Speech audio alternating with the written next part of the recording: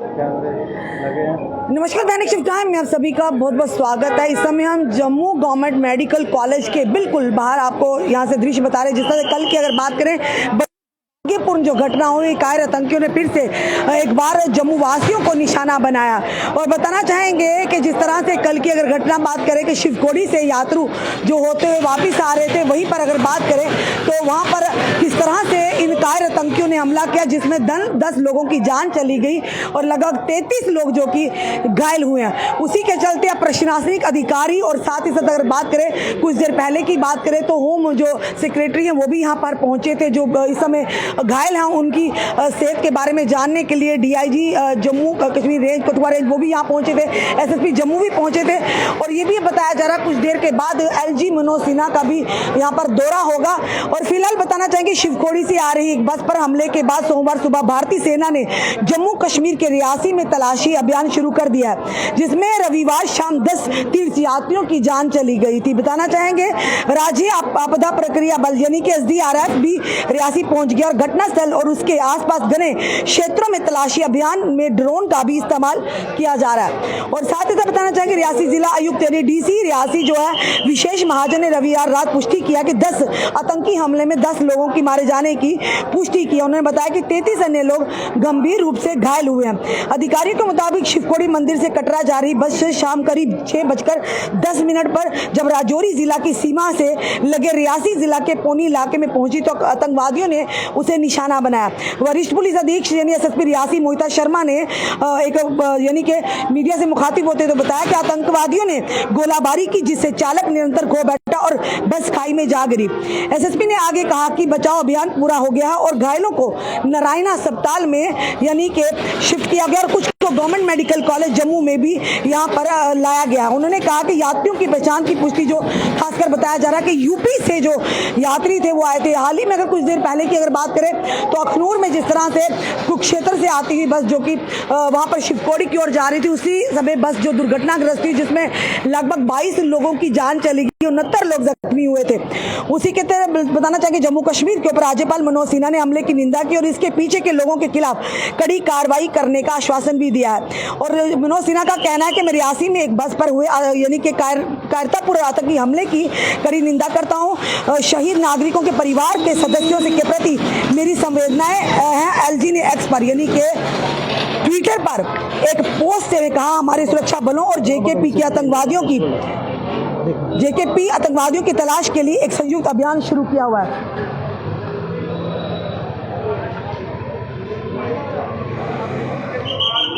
PM Narendra Modi ji ने भी स्थिति का जायजा लिया और उन्होंने कहा कि एलजी मनोज सिन्हा से कहा कि स्थिति पर लगातार नजर रखने को कहा। इससे यानी जघन्य कृत्य के पीछे के सभी लोगों को जल्दी दंडित किया जाएगा। पीएम ने यह भी निर्देश दिया कि सभी घायलों को सर्वोत्तम संभव चिकित्सा देखभाल और सहायता प्रदान की जाएगी। और साथ ही साथ बताना चाहेंगे लगातार आप देख रहे हैं कि किस तरह से एक तरफ नरेंद्र मोदी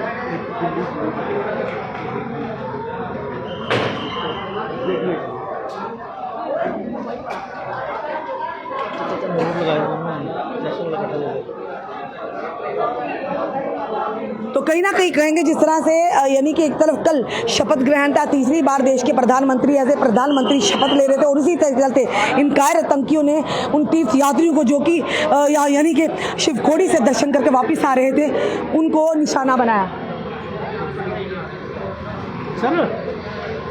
इस समय के हम आपको लाइव दृश्य बता रहे हैं दैनिक शिफ्ट टाइम के माध्यम से। और यहाँ पर आप देख रहे हैं पूरी तरह से युद्ध स्तर पर यहाँ की जो कल टीमें थी, अगर बात करें गवर्नमेंट मेडिकल कॉलेज के जो एडमिनिस्ट्रेशन की, वो भी युद्ध स्तर पर थे। पूरी तरह से उनके जो अपना स्टाफ था वो पूरी तरह से यहाँ तैनात किया था ताकि हर संभव उन्हें सुविधा दी जा सके, उन्हें जल्द से जल्द वार्डों में शिफ्ट किया जा सके ताकि उनका इलाज शुरू हो सके। अब जो मोस्टली जो हमारे पास कल खबर आई थी कि मोस्टली जो तीर्थ यात्री थे वो यूपी से थे यानी उत्तर प्रदेश के थे। यानी क्या संदेश लेकर जाएंगे वो लोग जम्मू कश्मीर में, जहाँ पर हम ये अभी भी दावे करते हैं सरकार के बिल्कुल शांति है, सब कुछ ठीक है, शांति बहाली है, वहीं पर ये टारगेट एक किस्म का टारगेट किलिंग ही कहेंगे हम। जिस तरह से एक बस यात्रियों की भरी बस थी उस पर हमला किया गया इन आतंकवादियों की ओर से।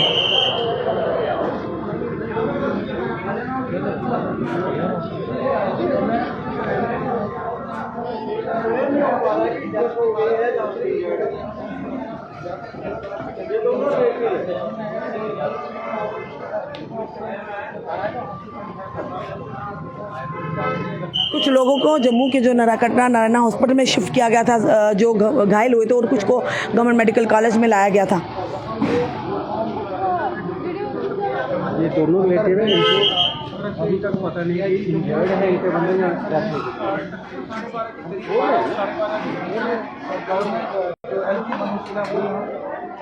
नहीं। भैया जी क्या नाम है आपका? संदीप गुप्ता। संदीप जी कहाँ से आया? दिल्ली से। दिल्ली से आया। कौन है आपका यहाँ पे? यहाँ मेरा भतीजा था, भतीजी बहू थी जी।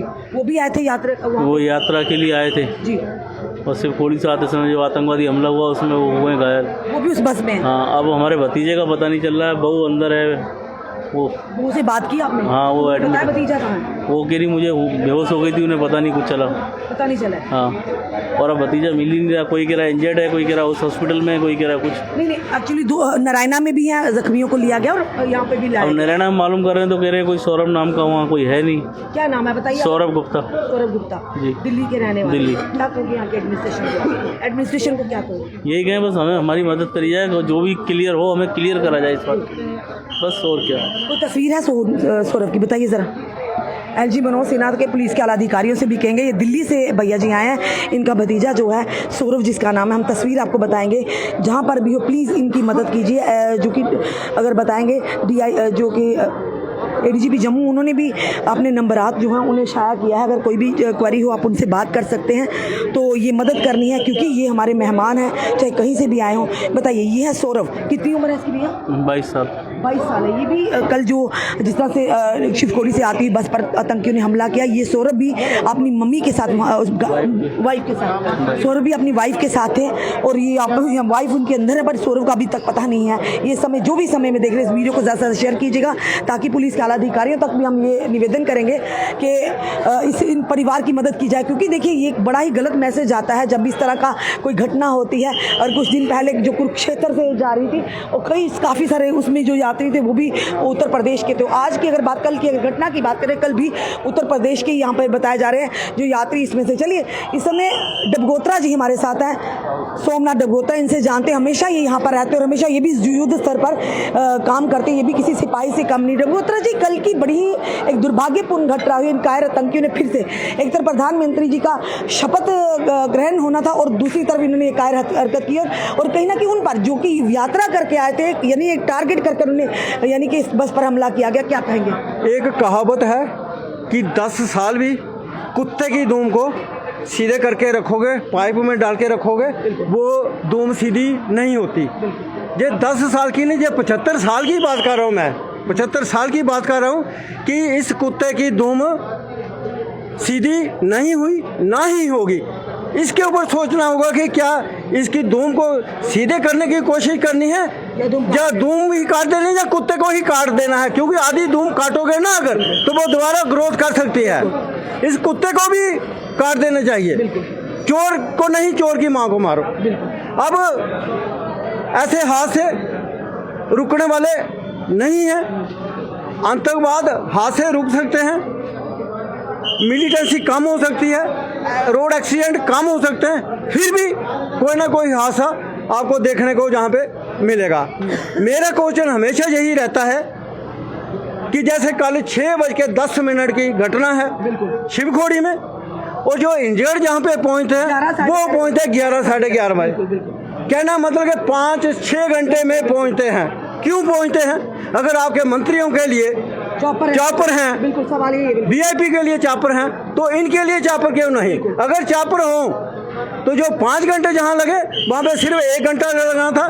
जो 5 घंटे रास्ते में वेस्ट हुए, कितनी ब्लीड हुई उनको, कितने उनके ऑर्गन, फिर जान बच भी सकती थी। हाँ, लेकिन आज तक चॉपर इनके पास नहीं है जो होने चाहिए। बाकी आप देखते हो जो 108, 102 गाड़ियाँ जहाँ पे आती हैं, किस तरीके से इंजर्ड को लाया जाता है। ना उसमें डॉक्टर होता है, ना उसमें टेक्नीशियन होता है, ना उसमें कोई वेंटिलेटर अप्लाई होता है। हम देखते हैं, हम उतारते हैं पेशेंट, और ऑक्सीजन कहीं पे होती है, उसका ब्लड की जो सुई होती है वो निकल चुकी होती है, सक्शन सिस्टम कोई नहीं है।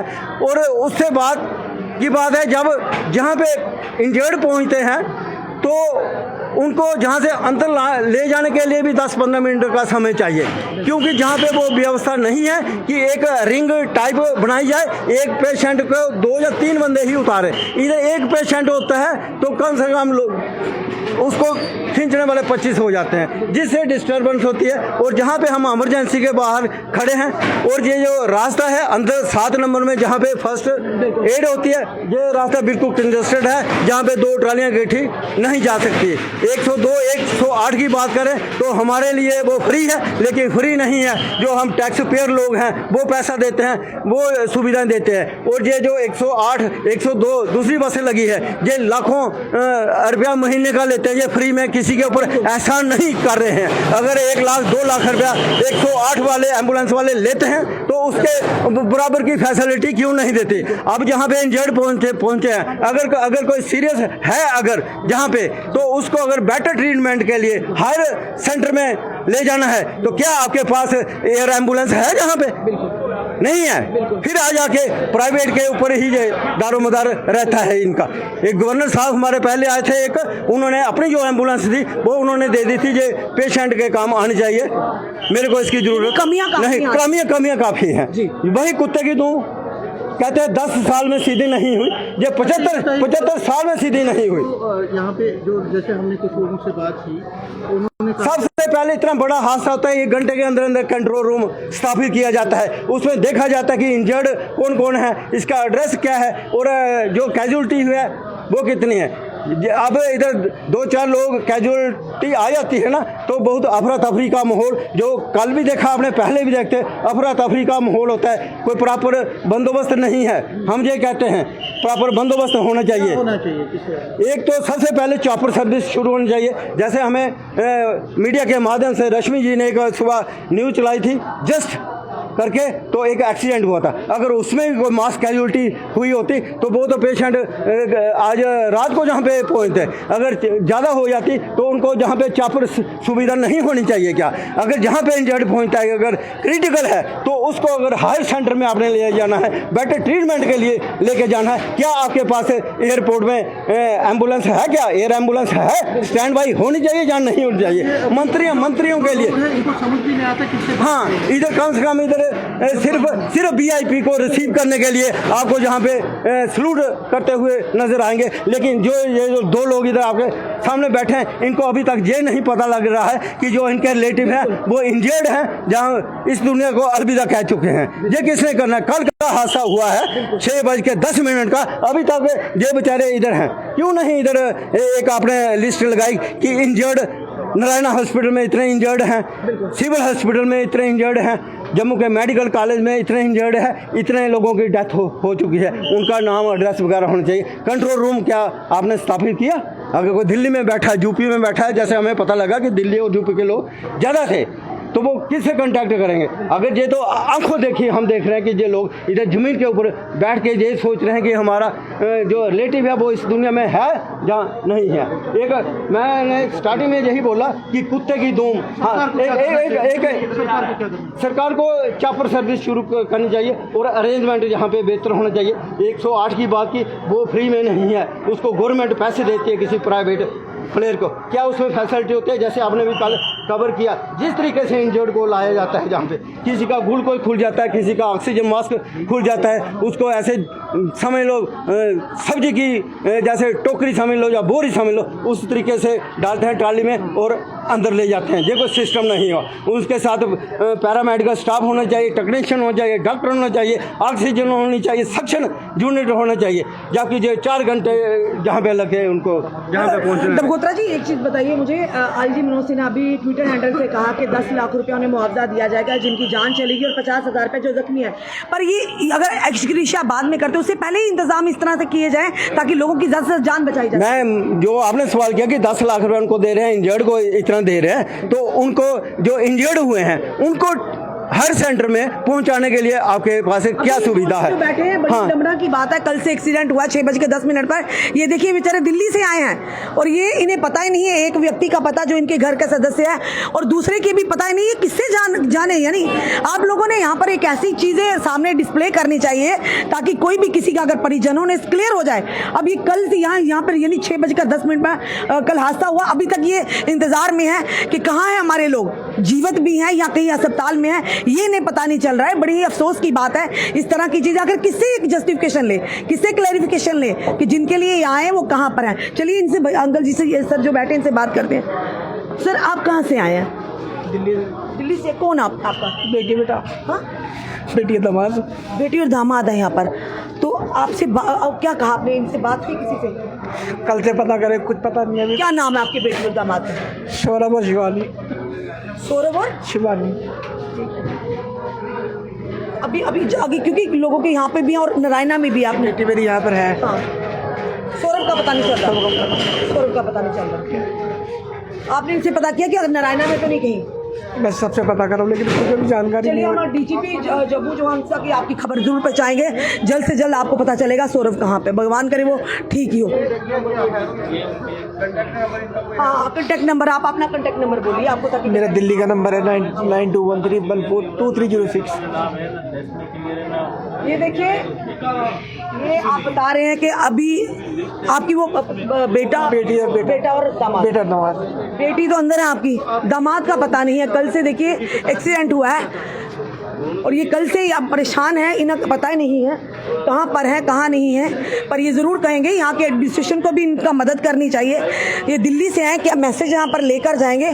फिलहाल अभी कुछ देर पहले एलजी मनोज सिन्हा का ट्वीट आया है और ट्वीट क्या है वो भी बता देंगे आपको कि एलजी मनोज सिन्हा ने साफ तौर पर कहा है कि जो लोग इस हादसे में यानी कि शहीद हुए हैं, जिनकी शहादत हुई है इन कायर आतंकियों के हमले के दौरान, उन्हें 10 लाख रुपए का एक्सग्रेशिया दिया जाएगा और साथ ही साथ जो जख्मी हालात में से उन्हें 50,000 रुपए का यानी कि मदद के लिए दिया जाएगा, जो इस समय गंभीर अवस्था में है। ये बड़े ही अफसोस की बात है, ये कायर आतंकी लगातार अपनी कायराना हरकत को अंजाम देते हैं और किस तरह से कल अगर बात करें, एक तरफ प्रदेश के प्रधानमंत्री तीसरी बार शपथ ग्रहण कर रहे थे और उसी के साथ अगर बात करें वहीं से शिवखोड़ी से आते और धर्मस्थल से आते हुए एक बस को टारगेट किया गया और इन कायर आतंकियों ने छुपकर वार किया और अंधाधुंध गोलियां चलाई, जिसके चलते ड्राइवर पर जब गोलियां बरसी तो उनका नियंत्रण खो गया और बस जो थी गहरी खाई में जा गिरी, जिसमें लगभग 10 लोगों की जान चली गई है और 33 लोग जख्मी हुए हैं। कुछ को नारायणा में शिफ्ट किया गया और कुछ को गवर्नमेंट मेडिकल कॉलेज जम्मू में। और अभी भी जो परिजन है असमंजस में, कईयों के परिजन नहीं मिल रहे हैं, परेशान की अवस्था में है। हम यही प्रार्थना करते हैं जिन 10 लोगों की जान गई, भगवान उनकी आत्मा को शांति दे और 33 लोग जो इस समय जख्मी हैं, भगवान करे जल्द से जल्द स्वस्थ होकर अपने घरों को वापस लौटे। बड़े ही अफसोस की बात है कि आखिर किस तरह का मैसेज जम्मू कश्मीर से ये लोग लेकर जाएंगे जो यूपी से यानी उत्तर प्रदेश और दिल्ली से आए हुए थे। मैं Chandra Sharma, all India anti crime bureau ji से। बोलिए, क्या नाम है? मेरा नाम चंद्र शर्मा है। आपका पहले मैं धन्यवाद करना चाहता हूं। मैं सरकार से ये आग्रह करता हूं, बहुत जल्द पहले सबसे पहले कंट्रोल रूम स्थापित करें। लोग बेचारे दर दर भटक रहे हैं, कुछ लोगों को पता नहीं चल रहा कि उनके परिजन नारायणा हॉस्पिटल में है, कटरा हॉस्पिटल में है, रियासी हॉस्पिटल में है कि जम्मू में है। सरकार को कोई चिंता ही नहीं है। सारे वीआईपी लोग आ रहे हैं अपना हाल चाल पूछकर चले जा रहे हैं, सब खाना पूर्ति कर रहे हैं। कोई कह रहा है हम इसके हमले की कड़ी निंदा करते हैं, कोई कहते हैं हमें बहुत दुख है। खाली दुख और कड़ी निंदा से बात नहीं चलेगी, इससे के तह तक चलना चाहिए।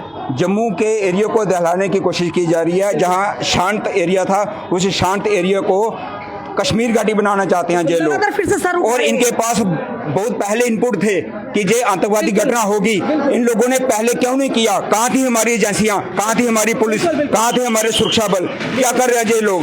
और वहाँ ये जो हमला हुआ है वहाँ के स्थानीय लोगों के सहयोग से हुआ है, ऐसे ये हमला नहीं हो सकता।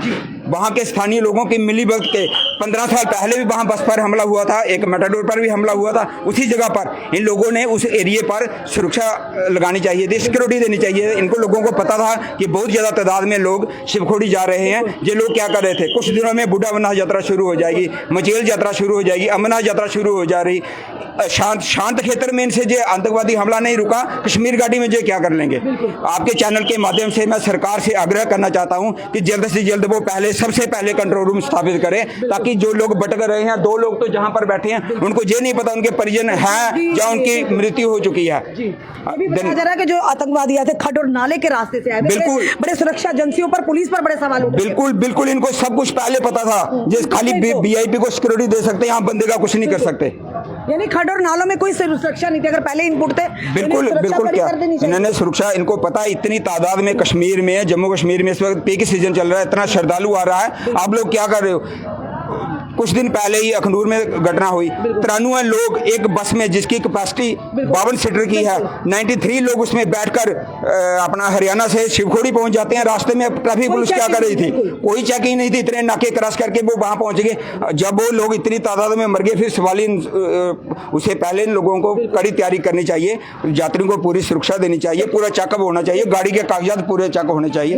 धन्यवाद। एक रेजुलेशन भी पास हुआ था 94-95 में पार्लियामेंट में रेजुलेशन, आज उसको कितने साल हो गए? 30 साल। और मोदी जी ने जो तीसरी बार ओथ ली है, हम उनको मुबारकबाद देते हैं, और इसके बाद शायद वो उनकी रिटायरमेंट हो जाएगी। क्या जो रेजुलेशन इन्होंने पास किया था, क्या उस वो रेजुलेशन ही रहेगा जहाँ जो उसमें लिखा गया था, पास किया था कि पीओजे के जो है उसको हम छुड़ाएंगे? अगर अब रिटायरमेंट से पहले पहले हम मोदी जी, अमित शाह जी को ये कहना चाहेंगे कि रिटायरमेंट होने से पहले पहले ऐसा कुछ करके जाइए कि सर्जिकल स्ट्राइक जो पहले हुई थी उससे भी बड़ी होनी चाहिए। ये पीओजे के नहीं, ये पूरे का पूरा पाकिस्तान पे हमला करके पूरे का पूरा पाकिस्तान अपने कब्जे में लेना चाहिए। लगातार आतंकियों की नापाक कोशिश कहने के उनके समर्थक जो हमारे ही आसपास बैठे हुए हैं और उन्हें समर्थन देते, जिसके चलते लगातार फिर से, और जिस तरह से बताना चाहेंगे जो सूत्रों के आधार पर हमें खबर मिली है कि लगभग 7 और 8 दिन पहले सुंदरबनी क्षेत्र से घुसपैठ का विश्वसनीय इनपुट थे, और अगर इनपुट थे तो कहीं ना कहीं एजेंसियों पर सवाल बड़े उठ रहे हैं कि पुलिस क्या कर रही थी, एजेंसियां क्या कर रही थी, एसओजी कहाँ थी? यानी कि हम नहीं कह रहे हैं, जनता कह रही है, और कई सारे सवाल अब खड़े हुए हैं एजेंसीज पर भी। क्या एजेंसीज इतनी कमजोर थी कि उन्हें पता नहीं, इनपुट होने के बावजूद भी वो कड़ी सुरक्षा नहीं दे पाए और इन आतंकी जो थे अपनी कार्य हरकत को अंजाम देने में कामयाब हो गए? तो लगातार कहीं ना कहीं ये कहेंगे अब सवाल ये ऊपर वहीं पर सवाल लगातार उठ रहे हैं कि जब पहले से इनपुट था तो क्यों नहीं तैयारी की गई, क्यों से फॉर ग्रांटेड लिया गया था, क्यों एजेंसियों को खबर नहीं थी, यानी क्यों एजेंसियों ने पूरी तरह से यानी शिकंजा नहीं कसा था, पूरी सुरक्षा की व्यवस्था नहीं की थी, क्यों पुलिस की भी कहीं ना कहीं ये कहेंगे लापरवाही साफ तौर पर नजर आ रही है। और कहीं ना कहीं ये कहेंगे कि एक जैसे यानी कि इन्होंने भी कहा, सोमनाथ डबगोत्रा जी ने भी कहा कि कंट्रोल रूम जरूर स्थापित होना चाहिए, क्योंकि देखिए क्या मैसेज लेके जाएंगे बाहर के लोग जो यूपी, दिल्ली जैसे अलग अलग जगहों से यहाँ पर आए हैं कि यहाँ पर व्यवस्था ही ऐसी नहीं। और सबसे बड़ी बात, क्या अगर इस तरह का बड़ा हादसा कहीं हो सकता है तो 6-6 घंटे 7-7 घंटे लगेंगे उन जख्मी हालात में उन्हें यहाँ पर जम्मू में पहुँचाने के लिए? क्या ये जो अगर बात करें चॉपर की सुविधा सिर्फ वीवीआईपीज के लिए ही है? क्या इन्हीं लोगों की जान जरूरी है? क्या इन्हीं लोगों की जान कीमती है, आम जनता की नहीं? तो क्यों नहीं इनके लिए एयर चॉपर? अगर इस तरह का कोई हादसा होता जिस तरह से कुछ दिन पहले भी वहां अखनूर में हुआ था, तो उसके लिए भी कहीं ना कहीं चॉपर की व्यवस्था होती। शायद अगर चॉपर की व्यवस्था होती, जो मरने वालों की संख्या 22 थी शायद 10 होती, 12 लोगों की जान बचाई जा सकती थी।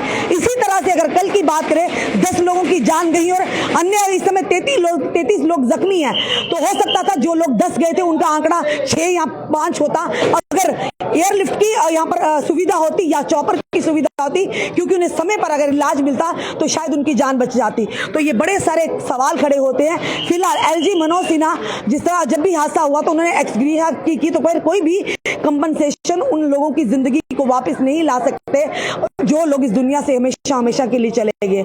अब देखिए बड़े ही अफसोस की बात है, शर्म की बात भी हम कहेंगे, ये 2 लोग जो दिल्ली से आए हैं, ये लोग इस समय अपने परिजनों का इन्हें पता नहीं है कि वो जिंदा भी हैं ये नहीं है। बड़े-बड़े बोर्ड लगाए थे, बिल्कुल अगर ये यहाँ पे देखिए बड़े-बड़े सिटीजन चार्टर गवर्नमेंट जो भी सारा लगाया हुआ था, यहाँ पर एक लगाते थे जब भी इस तरह का हादसा होता, ताकि जो भी परिजन हो उन्हें दिक्कत ना हो।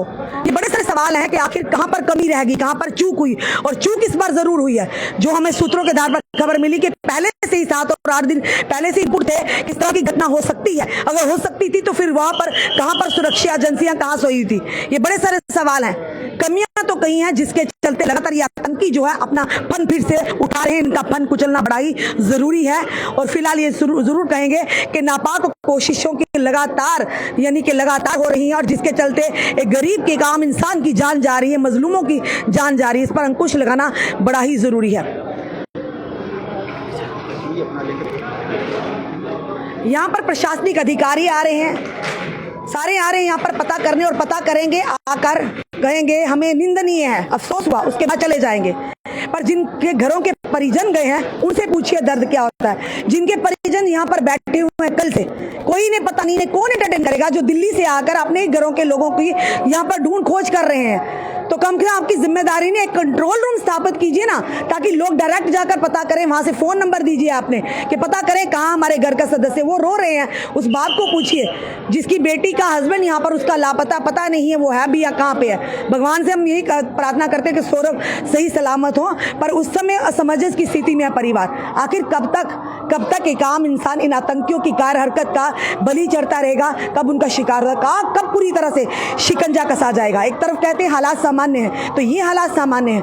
आए दिन ये आतंकी फिर से अपना फन फैला रहे हैं। फिलहाल ये जरूर कहेंगे भगवान जो लोग इस हादसे में, इस घटना में जान जिनकी गई है, भगवान उनकी आत्मा को शांति दे, उनके परिवार को इस गम से लड़ने की शक्ति और ताकत दे। और साथ ही साथ जो लोग इस समय गंभीर अवस्था में हैं वो जल्द से जल्द स्वस्थ होकर अपने घरों को वापस जाएंगे। हम जरूर ये कहेंगे कि जिन लोगों ने भी इस घटना के होने से लापरवाही बरती है उन पर एलजी मनोज सिन्हा जी जरूर निवेदन करेंगे, उन पर कार्रवाई होनी चाहिए, चाहे वो एजेंसीज हो, चाहे वो पुलिस के अधिकारी हो। जरूर वो जवाबदेही है कि आखिर किस तरह से इनपुट होने के बावजूद भी इतनी बड़ी घटना कैसे हो गई। आपका क्या कहना?